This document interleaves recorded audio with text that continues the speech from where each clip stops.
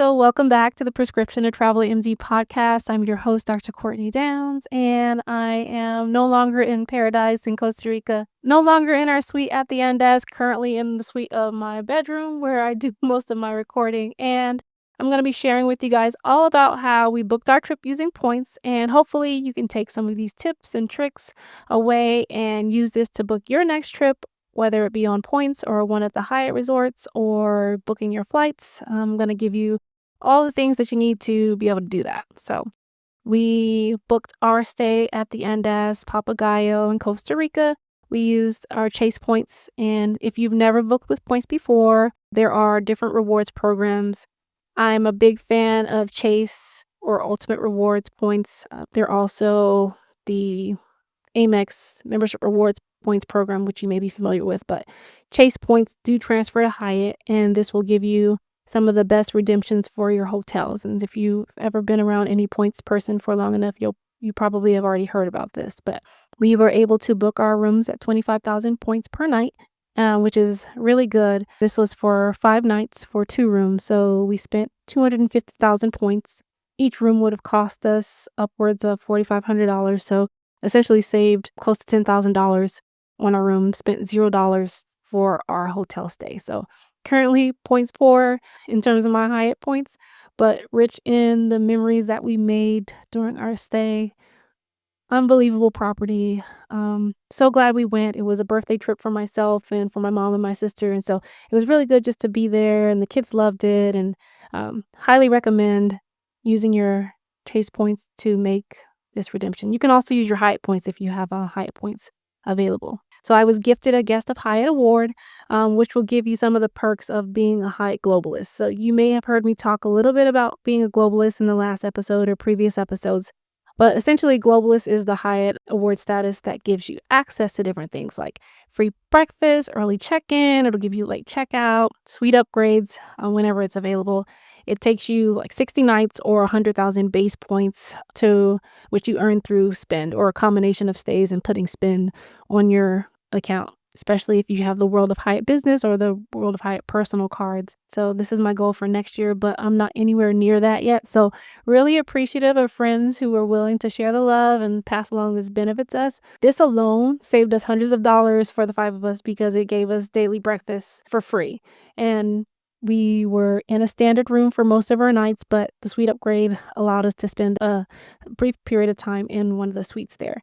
I actually prefer being in the standard room, and maybe it's just because we were so close to everything when we were in the standard room. We were in Building 7, which was great place to be. It was walking distance to the kids club, Canby, where my kids spent a few hours on a couple of the days there. Rio Bongo, which is the main restaurant that we went to for breakfast and for lunch. It's close to the lobby. It's close to the main pool. Honestly, it was just the perfect location. And then we had adjoining rooms. So again, we booked 2 rooms, my mom and my sister, and then me and the kids. And so we could go back and forth easily, and we could spread out. I did enjoy the suite, though, and we'll have some footage of the rooms for you to be able to view and check out and kind of decide for yourself what you want to do. And again, so being globalist doesn't guarantee that you'll have a suite, but it does give you the option to have the suite if it should become available. The kids love the kids club. So it was open 8 to 5, and they would call us whenever they were ready to leave, or we'd go pick them up after we were finished doing whatever we were doing. But it gave us time to visit the spa and hang out the adults only pool. There are lots of different activities that take place on the property. So there's like a coffee making course, and you can just do all sorts of different things. And my kids, I don't know if your kids are kids club kids, but if you do have kids and they do like to be in kids clubs, and this is a good place to go. And there were other kids on property, and so I think what they enjoyed most about it is knowing that they had access to playing with other kids. So there's a free shuttle that'll take you around the peninsula. The peninsula holds the 4 seasons. There's also a marina where there's supposed to be a really good dive bar, but we never really made it there. I heard they had really good burgers, so hopefully you'll get a chance to check it out. We didn't because it was so rainy, and we just decided that day we were just gonna kind of hang out in the room and not do much. I love that you can take a speedboat ride to the other beach. So they have a beach on the property, it's just kind of meh, but you can take a speedboat a couple minutes over, and you have access to a really cool beach, and clear water is warm. Oh man, it was just amazing. And there's a pool that's there as well, so you can hang out by the pool. If your kids are pool kids like mine, we spent some time over there at the pool, but I'm a beach person, so love being in the water. We rented jet skis, which was an additional cost, but they do have other activities that are included. So we did some paddle boarding, which I tried for the first time. That was included. They have kayaks that you can use at no additional cost. There's snorkel equipment, all these things. And so make sure that if you have a chance to venture over to this resort that you take the boat ride over to the other beach. There's also a shuttle that will take you to the other beach, and if you miss the last boat, then the shuttle will take you back to the hotel. There's, a restaurant there, and they honestly had some of the best food of all the places we tried, and maybe it was because we were hungry and tired after doing so much that day, but the people that were there were wonderful.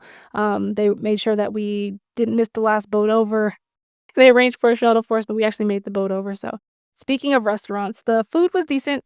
Costa Rica is not a place that I would consider a foodie paradise. Like, I've been there before, and they do have, their staples, and again, you're at a hotel, so maybe it's a little different than actually being out in the community and, like, eating at some of, like, the places that the people who work there were telling us about, just because they were a little further away because the resort is kind of secluded and away from a lot of other things, but we enjoyed most of our meals that we had there. Ostra is a breakfast place that we went to. It's only for globalists. They have a set menu, which was really good. We were guest of honor, so we got to enjoy this perk because if you're not globalist or guest of honor, then you usually eat at the main restaurant, which is a buffet and does have a little bit more of a wide selection of items. We went to Austria for dinner one night, which was also really good.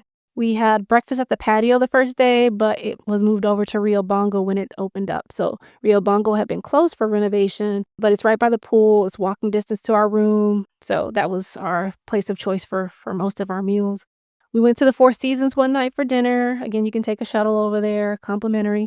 And we had planned to go back to the Four Seasons for the steakhouse, but it was rainy and we were lazy. And so we opted to just go to one of the restaurants for pizza, to La Piazza, which was on property. It was okay, but I'm not really a go to another country to eat pizza kind of person, but it was convenient and it was raining that evening and the kids were hungry, so that's where we went. We love the pools. I wish it hadn't rained the last couple of days. So the first few days were like sunny and warm, and afternoon was rainy. Again, this is beginning of November, so this is their transition, their rainy season. But the last couple of days, we were really hoping we could have just spent some more time by the pool, and it rained. And so we actually did go to the pool one evening. Everyone was there. We got a little break, and everybody took advantage of that. And we were in the pool, and then it started to rain, and we were still there, and we still had an amazing time. So I don't think the rain should be a deterrent to you going and enjoying the Costa Rican experience, but just keep in mind that November is transition to the rainy season. It also meant that the resort wasn't nearly as crowded as it would have been had we gone a little bit later. So we used the Liberia airport shuttle for our round trip transportation to and from the hotel.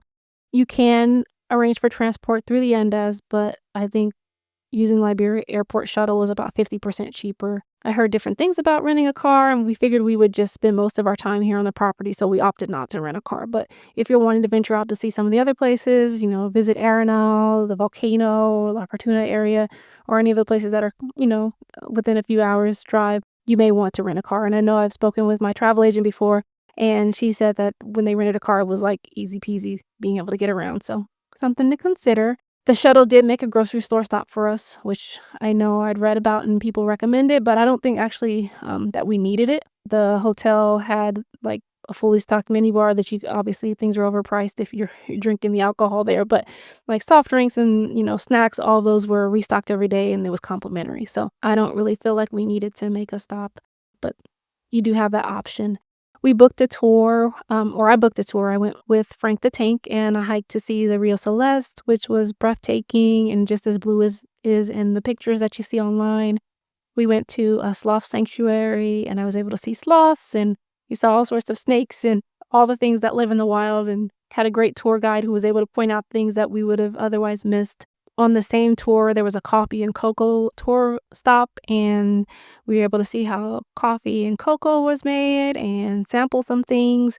We went to the Llano de Cortes waterfall as well, which was really pretty. Unfortunately, that day it was closed to swimming, but typically on the tour, they do allow you to actually go and swim in the waterfall, and they actually have facilities where you can change and have dry change into your dry clothes afterwards. So that's something that I would consider if you're looking for a tour.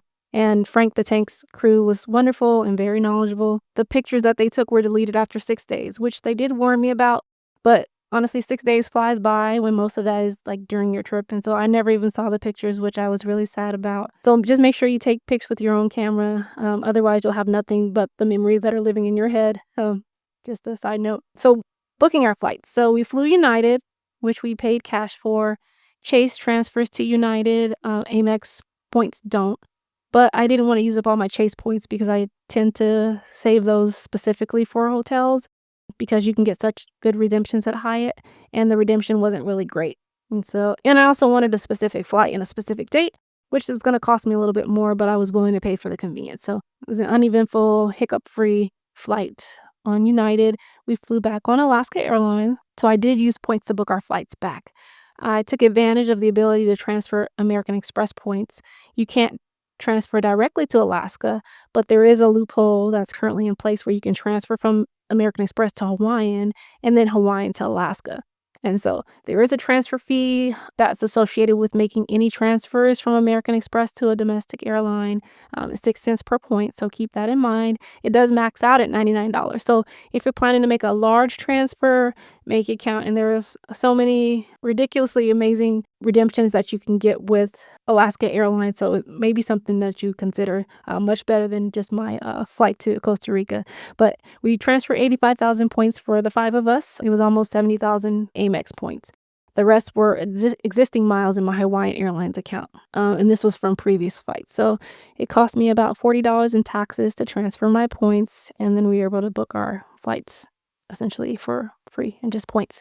We booked our flight from Liberia to LAX, and then I made a separate flight from LAX to Las Vegas just because it used fewer points. So when doing that, you do have to make sure that you allow for a long enough layover. So we also decided to do our global entry upon return, and having a longer layover allowed us to have time to get from one terminal to the next, as well as complete our global entry interviews. So global entry, if you're not familiar with this, global entry is a way to expedite your entry back into the United States through customs. It's now free for kids. It's usually included as a perk of some of the travel credit cards. So if you've got like a Chase Sapphire Reserve or American Express Platinum or Business Platinum or the Capital One Venture X card, to name a few, those cards will all grant you global entry credit. I already have my global entry, but I was waiting for it to become free for kids because I knew it was coming. So we applied online a few weeks ago. We did our interview upon return through customs. You can schedule an interview, but a lot of times the appointments are booked out. So you can simply ask them when you're returning to the US from wherever you're coming from in most of the major airports, and they will be able to do your interview right there. And it took like 5 or 10 minutes for each of us to do the interview. You do have to use a different email address for each of the people that you're applying for. So like with myself and my kids, I just use a different one for each of them. And then the customs guy was like, "You must be a pharmacist," when he saw that, prescription or travel MD. And I was like, "No, I'm a doctor and I just write prescriptions for travel." I thought it was pretty funny, a nice, clever comeback, but either he didn't hear me or he didn't think my joke was very funny. But I had a good laugh, so that was that. But I digress. So I have multiple cards that offer global entry perks. So I was also able to apply for global entry for my mom and for my sister. And then they were able to complete their interviews at the same time. So now everyone has free global entry, and I'm just looking forward to having like a speedier entry back into the US. It's also really good for domestic travel because when you apply for global entry and get approved, you also get TSA pre-check. So then you just use that same pass ID number whenever they ask for your like redress number on your tickets, and then you'll have access to pre-check. So excited for maybe shorter lines because that can sometimes not be the case, but also just getting to keep my shoes on when going back through security. I'd heard about LAX airport before, and this is the first time I'd flown through LAX, even though, it's pretty close to my location here in Las Vegas.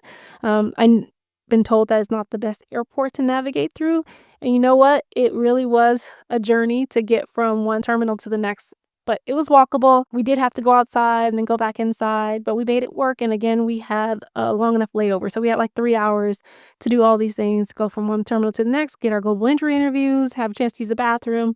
And that was with our flight being late. So yeah, it was a great trip. I hope you enjoyed this recap.